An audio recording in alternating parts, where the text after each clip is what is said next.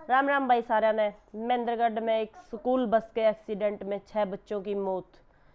और इस वीडियो को आप सभी ने देखा होगा।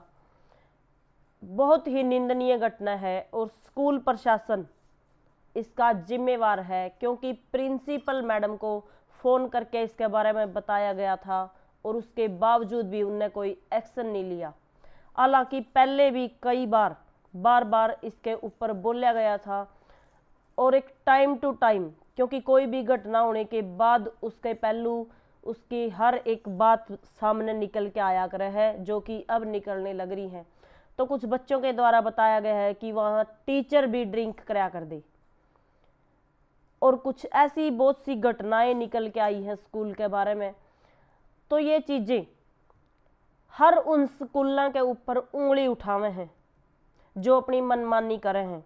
ये वही प्रिंसिपल मैडम हुए हैं जो बच्चों के ऊपर हमेशा दबाव रखे हैं कि अपने पेरेंट्स को बुला के ले आओ, कभी एडमिशन के लिए और कभी उनकी और शिकायतों के लिए। लेकिन जब पेरेंट्स ने ज़रूरत पड़े है शिकायत की तो इनके कान बंद हो जाए हैं, कदे भी ये सुनाई करने तैयार नहीं होंगे। और ये हर एक निजी स्कूल में हो रहा है। शिक्षा कम और एक अड्डा बहुत ज़्यादा बना रखा है इन्हें, सिर्फ पेरेंट्स को लूटने का काम कर रहे हैं। छुट्टी के दिन भी स्कूल ऑन था, क्यों? क्योंकि एडमिशन टाइम है और उन्हें सिर्फ अपने एडमिशन तय मतलब है और किसी चीज़ से नहीं। हर बार आपने देखा होगा ऐसी घटनाएं, एक में नहीं हर एक स्कूल में सुनने मिले हैं। कोई केयर टेकर नहीं होती, कहीं पर कोई सुविधा नहीं होती। इतनी बड़ी बड़ी घटनाएं स्कूल में हो जाए हैं। पीछे आपने अहमदपुर के एक स्कूल में देखा होगा, एक लड़के की चाकू मार के हत्या कर दी। मामला आज तक समझ में नहीं आया है। तो क्यों उस स्कूल में कैमरे ऑन नहीं थे? हॉस्टल होने के बावजूद भी उस स्कूल में कैमरे नहीं थे।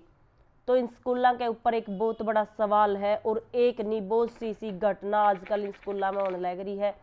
आप सभी देखो भी हो, एक पीछे अभी 8वीं के लड़के के साथ दूसरे लड़कियों ने, यानी ग्रुप में उसी की क्लास के या फिर उसके जो दोस्त थे, उसने एक ग्रुप बनाया और उस लड़के की इतनी बुरी हालत करी है कि बहुत ज़्यादा। लेकिन परिवार वाले भी कई बार बच्चे की बात सुनते नहीं, क्योंकि उनकी खुद की टेंशन बहुत हुए हैं, या फिर फ़ोन देखना हुआ है, या फिर अपने काम में बिजी हुए हैं। तो माँ बाप ने समझना होगा, अपने बच्चे के साथ फ्रेंडली रहना होगा, उनकी हर बात उन तक पूछनी होगी, शेयर करनी होगी, जदे में अपनी प्रॉब्लम आप लोगों तक बता पाएंगे। और उनकी हर बात को सुनना होगा, बल्कि डांटना नहीं। उस लड़के के साथ भी ऐसा ही कुछ होया था। उसके साथ स्कूल में बहुत ज्यादती हुई, लेकिन उसने घर आके वो चीज़ नहीं बताई, क्योंकि उसके दिमाग में एक डर था।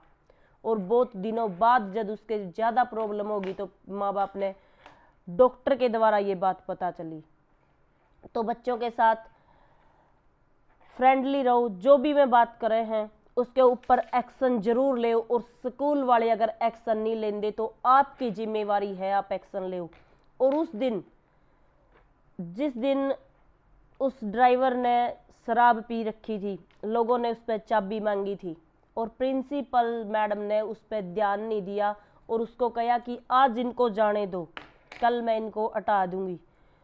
तो क्या कीमत नहीं है इन बच्चों की जान की? कुछ अपने माँ बाप की आंख के तारे हैं, ये अनमोल हीरे हैं और इनकी जान की कोई कीमत नहीं समझते ये लोग। कोई भी हादसा हो सके है, सबने पता है। और यह कंप्लेंट बार बार करी जा चुकी थी, लेकिन प्रिंसिपल मैडम ने कोई एक्शन नहीं लिया और उन माओं के लाल चले गए, कितने घर उजड़ गए, बहुत से बच्चे अभी भी हॉस्पिटल में हैं। तो आप लोगों के साथ भी दोबारा ऐसा कुछ ना हो, तो आप लोग भी सतर्क हो जो।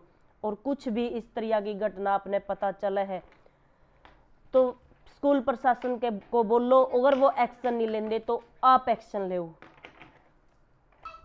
अपने बच्चों को लेके हर चीज़ का ध्यान रखो। और कम से कम 80% बच्चे, गांव से 80% बच्चे बाहर पढ़ने के लिए जाते हैं। तो ऐसी घटना कभी भी किसी के साथ भी हो सकती है। अपने बच्चों को लेकर जागरूक हो। स्कूल प्रशासन हमेशा महंगी से महंगी फीस चाहिए इन्हें, लेकिन टीचर और ड्राइवर इस तरह की जब सुविधा चवे है इन्हें तो सस्ते से सस्ता इंसान चाहिए। तो इसी चक्कर में ये कुछ ऐसे इंसान ने अपने पास रख ले हैं जो आप लोगों के लिए बहुत हानिकारक हो सकते हैं। तो सतर्क हो जाओ सभी। जय हिंद, जय हरियाणा।